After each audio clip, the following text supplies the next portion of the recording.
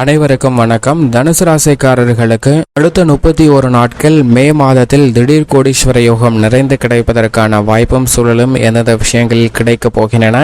ராசியின் அதிபதியான குரு, செவ்வாய், சுக்கிரன், சூரியன், புதன் என அனைத்து கிரக நிலைகளிலும் ஏற்படக்கூடிய மாறுதல் எப்பேற்பட்ட மாற்றத்தை ஏற்படுத்துகிறது என்பதை ஆராய்ந்து பார்க்கும்போது மே மாதத்தில் கிரகநிலைகளின் அமைப்பை ஆராய்ந்து பார்க்கும்போது முழு சுப கிரகமாக இருக்கக்கூடிய குரு மே 1ஆம் தேதியில் மேசராசியிலிருந்து ரிஷபராசிக்குள் நுழைகிறார். குருவினுடைய பயிற்சி இந்த மாதத்தின் துவக்கத்தில் முதல் நாளே ஏற்படுகிறது. இந்த பயிற்சியின் காரணமாக பல அதிரடியான மாற்றங்களை சந்திப்பதற்கான யோகத்தை உருவாக்கி கொடுக்கிறாருங்க. குருவினுடைய இடம் மாறுதலும் குருவின் சுப பார்வையும் பல்வேறு இடங்களை வலுப்படுத்தக்கூடிய இந்த மே மாதத்தில் நிகழக்கூடிய முதல் கிரக பயிற்சி மிக பெரிய அளவில் மாற்றத்தை ஏற்படுத்தி கொடுக்கக்கூடிய வகையில் உள்ளது. முழு சுப கிரகமாக இருக்கக்கூடிய குரு பல்வேறு வகையில அதிரடியான திடீர் கோடீஸ்வர யோகங்கள் நிறைந்து கிடைப்பதற்கான யோகத்தை உருவாக்கி கொடுக்கிறார். நேர்வழியில் செல்வ செழிப்பும் முன்னேற்றமும் அதீதமாக கிடைப்பதற்கான யோகத்தை முழு சுப கிரகமாக இருக்கக்கூடிய குரு சுக்கிரனின் ஆட்சி வீடான ரிஷபராசியில் அமர்வதன் காரணமாக கிடைப்பதற்கான யோகம் பல்வேறு தருணங்கள்ல உருவாக போகிறது. அவருடைய சுப பார்வையும் பல்வேறு இடங்களை வலுப்படுத்துவதால் அதீதமான மாற்றத்தை சந்திப்பதற்கான யோகமும் சூழ்நிலையும் உருவாகக்கூடிய ஒரு தருணமாக பார்க்கப்படுகிறது. ஆயுள்காரகன், ஜீவனக்காரகன் என்று சொல்லக்கூடிய சனி மிக வலுவாக தனது சொந்த ராசியான கும்பராசியில் ஆட்சி பலம் பெற்று வலுவாக வீற்றிருக்கிறாருங்க. சனியினுடைய ஆட்சி பலம் பல்வேறு வகையில உத்தியோகம், தொழில் ரீதியாக சந்திக்கக்கூடிய பல்வேறு வகையான சிரமங்கள், தடைகள், தாமதங்களை தகர்த்தெறியக்கூடிய யோகத்தை உருவாக்கி கொடுக்கிறது. தனித்து சுபத்துவ பாதையில் மிக வலுவாக சனி சஞ்சரிக்க போகிறார். எனவே இனி வரக்கூடிய தருணங்கள்ல சனியின் அமைப்பு காரணமாக பல்வேறு வகையான நன்மைகளை நிறைந்து வருவதற்கான யோகம் உண்டு. புதிய வேலை வாய்ப்பு மற்றும் தொழில் ரீதியாக அதிரடியான மாற்றம் போன்றவை நிறைந்து பெறுவதற்கான யோகம் உருவாகிறது. மற்ற துறைகளை விட சனி ஆட்சி பலம் பெற்றிருப்பதால் தொழில்துறை, வியாபார துறையில் திடீர் கோடீஸ்வர யோகம் நிறைந்து கிடைப்பதற்கான அற்புதமான யோக பலன்கள் உருவாகி உள்ளது என்பதை தெளிவாகவும் துல்லியமாகவும் உறுதிப்படுத்துகிறார். இது மிக பெரிய அளவில் வரவேற்கத்தக்க ஒரு அமைப்பாக பார்க்கப்படுகிறது. அது மட்டுமல்லாது சனியின் நட்பு கிரகமாக இருக்கக்கூடிய சுக்கிரனும் இந்த தருணத்தில் ஆட்சி பலம் பெறப்போகிறார். மாதத்தின் முற்பகுதியில் மேசராசியிலும் பிற்பகுதியில் ஆட்சி பலம் பெற்று குருவுடன் இணைந்து சஞ்சரிக்க போகிறாருங்க. இது மிக பெரிய அளவில் மாறுதலை ஏற்படுத்தி கொடுக்கக்கூடிய ஒரு சிறந்த அமைப்பாக பார்க்கப்படுகிறது. எனவே பல்வேறு வகையில நல்ல மாறுதலையும் முன்னேற்றத்தையும் ஆட்சி பலம் பெறக்கூடிய சுக்கிரனின் அமைப்பு காரணமாக நிறைந்து கிடைப்பதற்கான யோகம் உண்டு. குரு சுக்கிர யோகம் இந்த மாதம் முழுவதும் பெரும்பான்மையாக அதீதமான நன்மை கிடைப்பதற்கான வழியையும் வாய்ப்பையும் உறுதிப்படுத்தக்கூடிய ஒரு அமைப்பாகவும் நிகழ்வாகவும் பார்க்கப்படுகிறது. அது மட்டுமல்லாது மிக வலிமையாக இந்த மாதத்தின் முற்பகுதியில் சூரியன் உச்சம் பெற்று மேசராசியிலும் பிற்பகுதியில் குரு மற்றும் சுக்கிரனுடன் இணைந்து 2ஆம் ராசியான ரிஷபராசியில் வலுவாக அமர்வதால் பல்வேறு வகையான அதிரடியான நன்மைகள் நிறைந்து கிடைப்பதற்கான யோகம் உண்டு. சூரியன் மாதத்தின் முற்பகுதியில் உச்சம் பெற்று சஞ்சரிப்பதால் பல்வேறு வகையில் ஏற்படக்கூடிய அலைச்சல்கள், சிரமங்கள் வெகுவளவில் நிச்சயமாக குறையும். திட்டமிட்டதை விட அலைச்சல் இல்லாமல் மிக சிறந்த காரிய வெற்றியை பெறுவதற்கான யோகத்தை ஏற்படுத்தி கொடுக்க போகிறார் சூரியனின் அமைப்பு பல நல்ல மாறுதல்களை பெற்றுத்தரக்கூடிய ஒரு அமைப்பாக பார்க்கப்படுகிறது. இருந்தாலும் சூரியனுக்கும் குருவிற்கும் பகை கிரகமாக சுக்கிரன் இருந்தாலும் கூட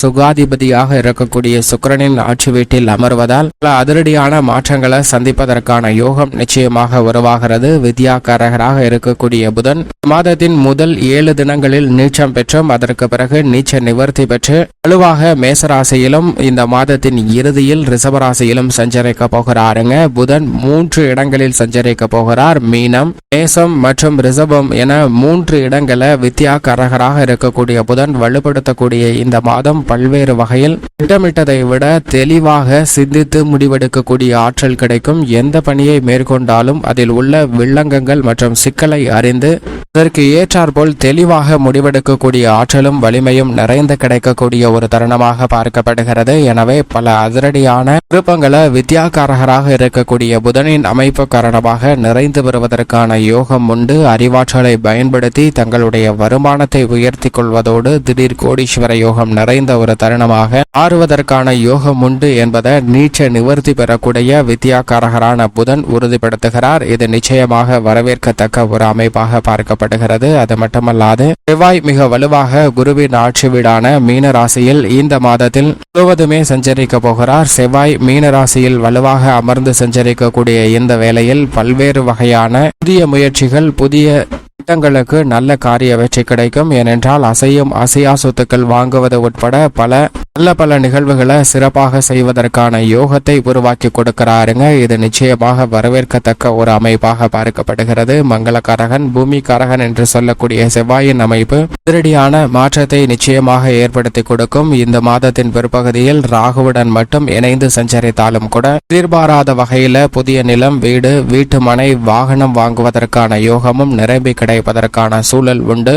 மட்டுமல்லாது நிழல் கிரகமாக இருக்கக்கூடிய ராகு மீன ராசியிலும் கேது கன்னிராசியிலும் அமர்ந்து சஞ்சரிக்கக்கூடிய இந்த வேளையில் இந்த இரண்டு கிரக நிலைகளும் தங்களது சஞ்சார தூரத்தில் பாதிக்கு மேல் கடக்கக்கூடிய ஒரு இனிமையான தருணமாக இந்த மே மாதம் அமைய போகிறது. எனவேதான் இனி வரக்கூடிய காலங்களில் ராகு கேதுவின் ஆதிக்கம் வெகுவளவில் குறைகிறது. ராகு கேதுவால் ஏற்பட்ட சிரமங்கள் விலகும். ராகு கேதுவால் கிடைக்க வேண்டிய நன்மைகள் அபரிவிதமாக ஏற்படுவதற்கான சூழல் உருவாகி உள்ளது என்பதை தனது சஞ்சார தூரத்தில் பாதிக்கு மேல் கடந்திருக்கக்கூடிய நிழல் கிரகமாக இருக்கக்கூடிய ராகுவும் எதுவும் தெளிவாக உறுதிப்படுத்துகின்றன. இது மிகப்பெரிய அளவில் வரவேற்கத்தக்க முன்னேற்றத்தை அளிக்கக்கூடிய ஒரு சிறந்த கிரக மாறுதலாக பார்க்கப்படுகிறது. சந்திரனின் அமைப்பை பொறுத்தவரைக்கும் சந்திரன் மிக வலுவாக 2 இடங்களிலும் மாறி மாறி சஞ்சரிக்க போகிறார். வளர்வரை சந்திரனாக சுபத்துவ பாதையில் வலம் வரும்போது பல்வேறு வகையான வலிமையான வாழ்வில் முன்னேற்றம் பெறக்கூடிய பல நிகழ்வுகளை நிச்சயமாக பெற்று தருவார். அஷ்டமத்திலும் ஜென்மத்திலும் அமரும்போது சற்று கூடுதல் கவனமும் விழிப்புணர்வும் தேவை. ஜென்மத்தில் இருக்கும் போது கூட ஒரு மந்தமான சூழ்நிலை தான் நிலவுவதற்கான சூழல் உண்டு. ஆனால் அஷ்டமத்தில் இருக்கும் போது மிக முக்கிய முடிவுகள், புதிய பணிகள் துவங்குதல் போன்றவற்றில் திட்டமிட்டு சிறப்பாக செயல்பட வேண்டிய தருணமாக உள்ளது என்பதை தெளிவாக சந்திரன் உறுதிப்படுத்துகிறார். இந்த மாதத்தில் திடீர் கோடீஸ்வர யோகம் நிறைந்து கிடைப்பதற்கான வாய்ப்பை குரு பயிற்சி, ஆட்சி பலம் பெற்ற சூரியன், உச்சபலம் பெற்ற சூரியன், ஆட்சி பலம் பெற்ற சனி மற்றும் சுக்கிரன் போன்ற கிரகநிலைகளும் சந்திரனின் ஆட்சி பலமும் மிகப்பெரிய அளவில் மாறுதலையும் முன்னேற்றத்தையும் அள்ளி கொடுக்கக்கூடிய ஒரு அமைப்பாக நிச்சயமாக அமைகிறது. இப்படி கிரகங்களின் அமைப்பு இருக்க மற்ற பணிகளில் எப்பேற்பட்ட மாறுதல் கிடைக்கிறது என்று பார்க்கும்போது தனுசு ராசிக்காரர்களுக்கு ராசியின் அதிபதியாக இருக்கக்கூடிய குரு பகவான் 5ஆம் இடத்திலிருந்து 6ஆம் இடத்திற்கு நுழைவது அவ்வளவு நன்மை தரக்கூடிய ஒரு அமைப்பாக பார்க்க முடியாது. இருந்தாலும் கூட ராசியின் அதிபதியாக இருப்பதால் இந்த தருணத்தில் பெரிய அளவிற்கு தடை ஏற்படாது. இருப்பினும் மறைமுக தொல்லைகளை சந்திப்பதற்கான சூழல் உண்டு. எனவே எந்த பணியை மேற்கொண்டாலும் அவற்றை செயல்படுத்துவதற்கு முன் ஒரு முறைக்கு 2 முறை யோசித்து செயல்படுத்த வேண்டிய ஒரு தருணமாக பார்க்கப்படுகிறது என்பதை தனுசு ராசிக்காரர்களுக்கு தெளிவாகவும் துல்லியமாகவும் உறுதிப்படுத்துகிறார் குரு. அதே சமயம் உத்தியோக ரீதியாக ஆட்சி பலம் பெற்று 3இல் வலுவாக அமர்ந்திருக்கிறார் சனி. எனவே உத்தியோக ரீதியாக அனைத்து விதமான பணிகளிலும் உற்சாகம் அதிகரிக்கும். புதிய வாய்ப்புகளும் வருமானத்தை உயர்த்தி கொள்ளக்கூடிய யோகமும் உத்தியோகம் சார்ந்த பணிகளில் நிச்சயமாக கிடைக்க போகிறது. தொழில்துறை, வியாபாரத்துறையில் திடீர் கோடீஸ்வர யோகம் நிறைந்து கிடைப்பதற்கான யோகத்தை